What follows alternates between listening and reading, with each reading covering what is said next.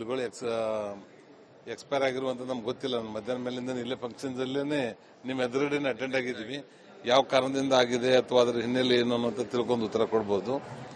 ಅದು ಸಂಬಳ ಕೊಡದೇ ಇರೋದು ಅವರು ವಾಚ್ ಮಾಡ್ತಾ ಇರಲಿಲ್ಲ, ಅದಕ್ಕೋಸ್ಕರ ಸರಿಯಾಗಿ ಈ ಕರ್ನಾಟಕದಲ್ಲಿ ಕಾಂಗ್ರೆಸ್ ಸರ್ಕಾರ ಇದೆಯೋ ಸತ್ತಿದೆಯೋ ಅನ್ನೋದೇ ಗೊತ್ತಿಲ್ಲ. ಈಗ ಬರೀ ಅವ್ ಪ್ರಾಣಿಗಳನ್ನ ನೋಡುವಂತಾರ ಅವ್ರಿಗೆಲ್ಲ 5 ಗ್ಯಾರಂಟಿ ಅಂದ್ರು ಅದು ಸರಿಯಾಗಿ ನೋಡ್ತಾ ಇಲ್ಲ. 5 ಗ್ಯಾರಂಟಿ ಕೊಡ್ಲಿಕ್ಕೆ ಒಂದು ಬಲಗೈದಲ್ಲಿ ಕೊಟ್ಟು ಎಡಗೈಲಿ ಕಸೋದಂಗ್ ಮಾಡುವಂತದ್ದನ್ನು ಮಾಡ್ತಾ ಇದ್ದಾರೆ. ಎಲ್ಲಾ ರೀತಿಯಿಂದಲೂ ಟ್ಯಾಕ್ಸ್ ಗಳನ್ನ ಹೆಚ್ಚು ಮಾಡ್ತಾ ಇದ್ದಾರೆ.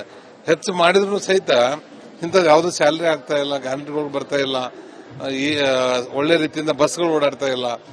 ಒಂದು ಬರೀ ಹೊಸ ರೋಡ್ ಮಾಡೋದಲ್ಲ, ಒಂದು ಸ್ಪಾಟ್ ಹೋಲ್ ತುಂಬುವಂತ ವ್ಯವಸ್ಥೆ ಸಹಿತ ಇವತ್ತಿನ ಸರ್ಕಾರದಲ್ಲಿ ಆಗ್ತಾ ಇಲ್ಲ.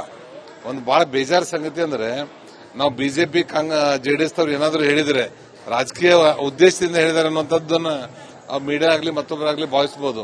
ಅದೇ ರೀತಿ ಸ್ವತಃ ಕಾಂಗ್ರೆಸ್ಸಿನ ಎಂಎಲ್ಎಗಳು, ಲೀಡರ್ಗಳು, ಕಾರ್ಯಕರ್ತರು ಇವತ್ತು ಕಾಂಗ್ರೆಸ್ಸಿನ ಸರ್ಕಾರದ ಬಗ್ಗೆ ತಿರುಗಿಬಿದ್ದು ಮಾತಾಡ್ತಾ ಇದ್ದಾರೆ. ಇಂಥ ವರ್ಸ್ಟ್ ಸರ್ಕಾರ ಸ್ವತಂತ್ರ ಸಿಕ್ಕ ಮೇಲೆ ಯಾವಾಗೂ ಬಂದಿರಲಿಲ್ಲ. ಆದರೆ ಇನ್ಮೇಲಾದ್ರೂ ಮುಖ್ಯಮಂತ್ರಿಗಳು ಎಚ್ಚೆತ್ತು ಎಲ್ಲ ಅಧಿಕಾರಿಗಳನ್ನ ಮತ್ತು ತಮ್ಮ ಕ್ಯಾಬಿನೆಟ್ ಬಂಧುಗಳನ್ನ ಅವ್ರಿಗೆ ಸರಿಯಾದ ರೀತಿಯಿಂದ ಕೆಲಸ ಮಾಡಲಿಕ್ಕೆ ಮತ್ತು ಹಣವನ್ನು ಬಿಡುಗಡೆ ಮಾಡಲಿಕ್ಕೆ ಅನುದಾನಗಳನ್ನ ಬರೀ ಮಂಜೂರು ಮಾಡಿದ್ರೆ ಆಗುದಿಲ್ಲ. ಇವತ್ತು ಕಾಂಟ್ರಾಕ್ಟರ್ ಪರಿಸ್ಥಿತಿ ನಾವು ಕಣ್ಣಲ್ಲಿ ನೋಡ್ತಾ ಇದ್ದೀವಿ. ಇವತ್ತು ಕೆಲಸ ಮಾಡಿ 2 ವರ್ಷ 3 ವರ್ಷ ಆದವ್ರದ್ದು ಬಿಲ್ ಬರ್ತಾ ಇಲ್ಲ. ಅವರು ಅಂದ್ರೆ 24%, 30% ಅಲ್ಲಿ ಹಳೆಗಿನ ಬಡ್ಡಿ ದರ ಇರ್ತದಲ್ಲ, ಅಂತದ್ರ ಮೇಲೆ ಸಾಲ ತೆಗೆದು ಇಲ್ಲಿ ಕೆಲಸ ಮಾಡಿದ್ದಾರೆ. ಅವರೆಲ್ಲ ಸುಸೈಡ್ ಮಾಡ್ಕೊಳ್ಳುವಂತ ಪರಿಸ್ಥಿತಿ ಬಂದಿದೆ. ಅದರ ಸಲುವಾಗಿ ಯಾವ್ಯಾವ ಹಳೆ ಬಿಲ್ಗಳದಾವು, ಅದು ಕಾಂಟ್ರಾಕ್ಟರ್ ಇರ್ಬೋದು, ಮತ್ತೊಬ್ಬರದ್ದು ಇರ್ಬೋದು, ಅಥವಾ ಬಡವರ ಸ್ಯಾಲರಿಗಳಿರ್ಬೋದು, ಅವ್ನು ಬೇಗ ಕೊಡ್ಲಿಕ್ಕೆ ನಾನು ವಿನಂತಿ ಮಾಡ್ತೇನೆ.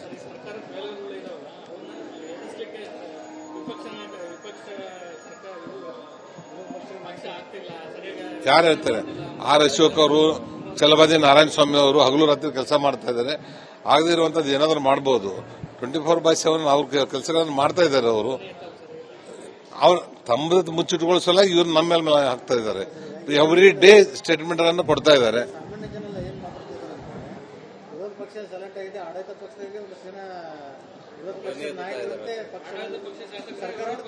ನೋಡಿ, ಒಬ್ಬರಿಗೆ ಒಂದ್ಸಲ ಹೇಳ್ಬೋದು, 2 ಸಲ ಹೇಳ್ಬೋದು, 10 ಸಲ ಹೇಳ್ಬೋದು.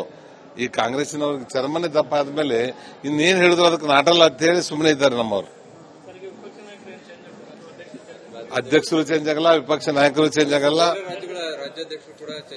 ಈಗ ನಮ್ಮ ರಾಜ್ಯಾಧ್ಯಕ್ಷರು 1.5 ವರ್ಷ ಆಯ್ತು ಇವರಾಗಿ.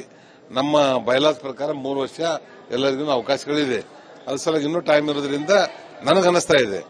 ಮತ್ತೆ ಮೇಲಿನವರು, ಕೇಂದ್ರದ ನಾಯಕರು, ರಾಜ್ಯದ ನಾಯಕರು, ಪರಿವಾರದ ಹಿರಿಯರು ಅವ್ರು ತೆಗೆದುಕೊಳ್ಳುವಂತ ನಿರ್ಧಾರನೇ ಅಂತಿಮ ಇರ್ತದೆ. ನನಗೆ ವೈಯಕ್ತಿಕವಾಗಿ ಅನಿಸುವಂತದ್ದು ಅವ್ರ ಅವಧಿ ಇನ್ನೂ ಇರುವುದರಿಂದ ಅವ್ರು ಮುಂದುವರಿಸಬಹುದು ಅಂತ ನಮ್ದು ಆಸೆ. ಅಂತ್ಯಕ್ಕಂತ್ಯ ಎಲ್ಲ ಮೀಡಿಯಾದಿಂದ ಬರ್ತಾ ಇದೆ. ಆದ್ರೆ ಅಶೋಕ್ ಅವರು ಹೇಳಿಲ್ಲ, ಸುನಿಲ್ ಅವರು ಹೇಳಿಲ್ಲ. ಇಲ್ಲ, ಯಾವ್ದು ನನ್ನ ಹೇಳಿದಿಲ್ಲ. ಯಾವ್ದು ಇದ್ದವರನ್ನೇ ಎಲ್ಲರೂ ಮುಂದುವರಿತಾರೆ. ನಾವೇನು ಹೇಳಿದ್ರು ಸಹಿತ ನಾವ್ ಹೇಳಿದಂತೆ ಆಗುದಿಲ್ಲ. ಅದು ಎಲ್ಲ ಇರೋದು ಹೈಕಮಾಂಡ್ ಅವ್ರ ಕೈಯಲ್ಲಿ. ಸೀನಿಯರ್ ಲೀಡರ್ ನಮ್ಮ ಜಿಲ್ಲಾಧ್ಯಕ್ಷರು ಮಾಡೋದನ್ನ ಕೇಳಲ್ಲ. ಇನ್ನು ಮುಂದೆ ನಾವು ರಾಜ್ಯಾಧ್ಯಕ್ಷ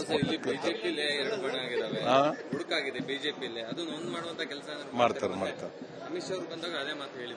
ನೋಡಿ, ಈಗ ದಾವಣಗೆರೆ ವಿಷಯ ಬಂದಾಗ ಅವ್ರ ಮನಸ್ಸಿಗೆ ನೋವಾಗಿದೆ. ಇಲ್ಲಿ ನಮ್ಗೆ ಸೋಲಾಗಿದೆ, ಸೋಲಾಗಬಾರ್ದಿತ್ತು. ನಿಶ್ಚಿತವಾಗಿ ನಾವು ಗೆಲ್ಲಬೇಕಾಗಿತ್ತು. ಅದಕ್ಕೆ ಆತ್ಮಾವಲೋಕನ ಕಾರ್ಯಕ್ರಮದಲ್ಲಿ ನಮ್ಮ ರಾಜ್ಯದ ನಾಯಕರು ಕರೆಸಿ ಮಾತಾಡಿ ಯಾರು ತಪ್ಪು ಮಾಡಿದ್ದಾರೆ ಅವ್ರ ಮೇಲೆ ಕ್ರಮ ಕೈಗೊಳ್ಳಬೇಕಾಗಿತ್ತು. ಅದಾಗಿಲ್ಲ. ರಾಜ್ಯ ಉಪಾಧ್ಯಕ್ಷನಾಗಿನೂ ಸಹಿತ ನಮಗೂ ಬೇಜಾರಿದೆ. ಅದು ಸ್ವಲ್ಪ ಸಾಧ್ಯದಷ್ಟು ಬೇಗನೆ ಅದನ್ನು ಕರೆದು ಸರಿ ಮಾಡುವಂತ ವ್ಯವಸ್ಥೆ ಮಾಡ್ತೇವೆ. ನಮ್ಮ ವೈಯಕ್ತಿಕವಾದ ಅಭಿಪ್ರಾಯ ಏನೂ ನಡೆಯಲ್ಲ. ಹೈಕಮಾಂಡ್ ಏನ್ ಹೇಳ್ತೈತೆ ಅಷ್ಟೇ. ಅವ್ರ ಇಂಥವ್ರ ಅಧ್ಯಕ್ಷರ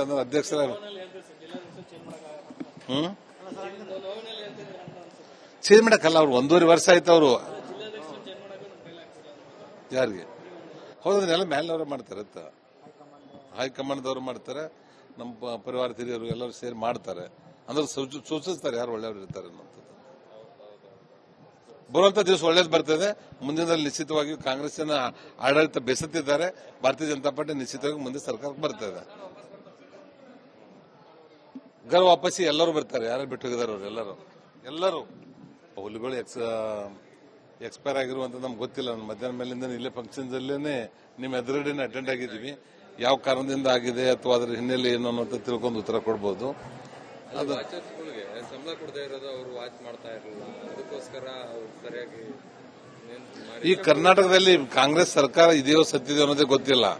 ಈಗ ಬರೀ ಅವ್ರ ಪ್ರಾಣಿಗಳನ್ನ ನೋಡುವಂತ ಅವ್ರಿಗೆಲ್ಲ 5 ಗ್ಯಾರಂಟಿ ಅಂದ್ರು ಅದು ಸರಿಯಾಗಿ ನೋಡ್ತಾ ಇಲ್ಲ.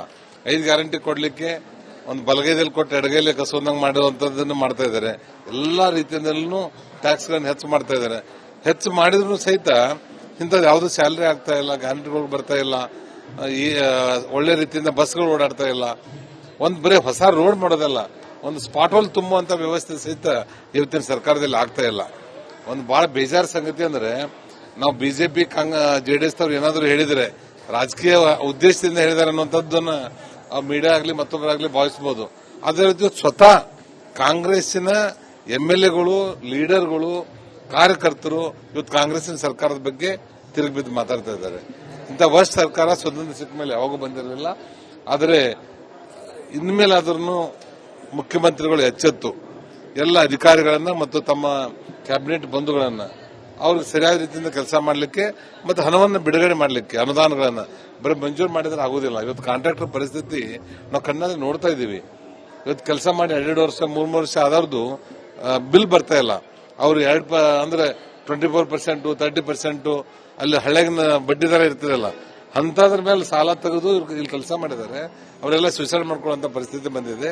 ಅದರ ಸಲುವಾಗಿ ಯಾವ್ಯಾವ ಹಳೆ ಬಿಲ್ಗಳದಾವು, ಅದು ಕಾಂಟ್ರಾಕ್ಟರ್ ಇರ್ಬೋದು, ಮತ್ತೊಬ್ರದ್ದು ಇರ್ಬೋದು, ಅಥವಾ ಬಡವರ ಸ್ಯಾಲರಿಗಳಿರ್ಬೋದು, ಅವ್ನು ಬೇಗನೆ ಕೊಡ್ಲಿಕ್ಕೆ ನಾನು ವಿನಂತಿ ಮಾಡ್ತೇನೆ.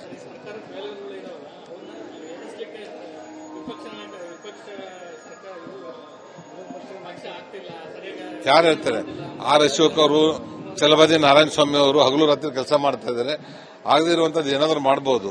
24/7 ಅವ್ರ ಕೆಲಸಗಳನ್ನು ಮಾಡ್ತಾ ಇದ್ದಾರೆ. ಅವರು ತಮ್ಮದು ಮುಚ್ಚಿಟ್ಕೊಳ್ಳೋ ಸಲುವಾಗಿ ಇವ್ರು ನಮ್ಮ ಮೇಲೆ ಹಾಕ್ತಾ ಇದ್ದಾರೆ. ಎವ್ರಿ ಡೇ ಸ್ಟೇಟ್ಮೆಂಟ್ ಅನ್ನು ಕೊಡ್ತಾ ಇದ್ದಾರೆ.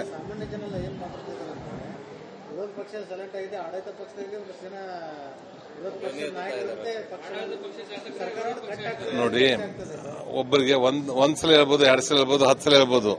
ಈ ಕಾಂಗ್ರೆಸ್ಸಿನವ್ರಿಗೆ ಚರ್ಮನೆ ದಪ್ಪ ಆದ್ಮೇಲೆ ಇನ್ನೇನ್ ಹೇಳಿದ್ರು ಅದಕ್ಕೆ ನಾಟಲ್ಲ ಅಂತ ಹೇಳಿ ಸುಮ್ಮನೆ ಇದ್ದಾರೆ ನಮ್ಮವ್ರು.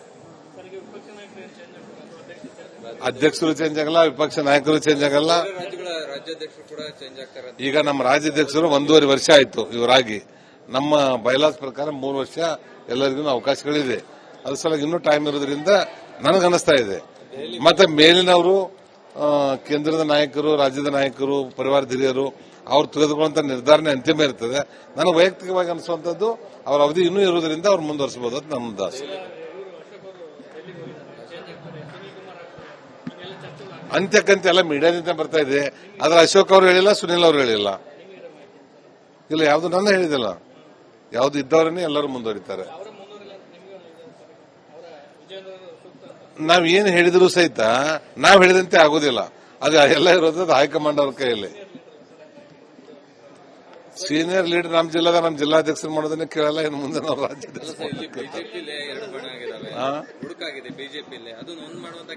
ಮಾಡ್ತಾರೆ. ನೋಡಿ, ಈಗ ದಾವಣಗೆರೆ ವಿಷಯ ತಗೊಂಡಾಗ ಅವ್ರ ಮನಸ್ಸಿಗೆ ನೋವಾಗಿದೆ. ಇಲ್ಲಿ ನಮ್ಗೆ ಸೋಲಾಗಿದೆ, ಸೋಲಾಗಬಾರ್ದಿತ್ತು. ನಿಶ್ಚಿತವಾಗಿ ನಾವು ಗೆಲ್ಲಬೇಕಾಗಿತ್ತು. ಅದಕ್ಕೆ ಆತ್ಮಾವಲೋಕನ ಕಾರ್ಯಕ್ರಮದಲ್ಲಿ ನಮ್ಮ ರಾಜ್ಯದ ನಾಯಕರು ಕರೆಸಿ ಮಾತಾಡಿ ಯಾರು ತಪ್ಪು ಮಾಡಿದ್ದಾರೆ ಅವ್ರ ಮೇಲೆ ಕ್ರಮ ಕೈಗೊಳ್ಬೇಕಾಗಿತ್ತು. ಅದಾಗಿಲ್ಲ. ರಾಜ್ಯ ಉಪಾಧ್ಯಕ್ಷನಾಗಿನೂ ಸಹಿತ ನಮಗೂ ಬೇಜಾರಿದೆ. ಅದು ಸ್ವಲ್ಪ ಸಾಧ್ಯದಷ್ಟು ಬೇಗನೆ ಅದನ್ನು ಕರೆದು ಸರಿ ಮಾಡುವಂತ ವ್ಯವಸ್ಥೆ ಮಾಡ್ತೇವೆ. ನಮ್ಮ ವೈಯಕ್ತಿಕವಾದ ಅಭಿಪ್ರಾಯ ಅಲ್ಲಿ ಏನೂ ನಡೆಯಲ್ಲ. ಹೈಕಮಾಂಡ್ ಏನ್ ಹೇಳ್ತೈತೆ ಅಷ್ಟೇ. ಅವ್ರ ಇಂಥವ್ರ ಅಧ್ಯಕ್ಷರ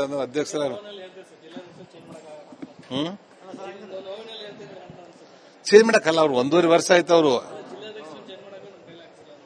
ಯಾರಿಗೆ ಹೌದನ್ನೆಲ್ಲ ಮೇಲಿನವರು ಮಾಡ್ತಾರೆ. ಹೈಕಮಾಂಡ್ದವರು ಮಾಡ್ತಾರೆ, ನಮ್ಮ ಪರಿವಾರ ಹಿರಿಯರು ಎಲ್ಲರೂ ಸೇರಿ ಮಾಡ್ತಾರೆ. ಅಂದ್ರೆ ಸೂಚಿಸ್ತಾರೆ ಯಾರು ಒಳ್ಳೆಯವರು ಇರ್ತಾರೆ ಅನ್ನೋಂಥದ್ದು. ಬರುವಂತ ದಿವಸ ಒಳ್ಳೇದು ಬರ್ತದೆ. ಮುಂದಿನಲ್ಲಿ ನಿಶ್ಚಿತವಾಗಿ ಕಾಂಗ್ರೆಸ್ಸಿನ ಆಡಳಿತ ಬೆಸತ್ತಿದ್ದಾರೆ. ಭಾರತೀಯ ಜನತಾ ಪಾರ್ಟಿ ನಿಶ್ಚಿತವಾಗಿ ಮುಂದೆ ಸರ್ಕಾರಕ್ಕೆ ಬರ್ತದೆ. ಗರ್ ವಾಪಸ್ಸಿ ಎಲ್ಲರೂ ಬರ್ತಾರೆ. ಯಾರು ಬಿಟ್ಟು ಹೋಗಿದ್ದಾರೆ ಅವರು ಎಲ್ಲರೂ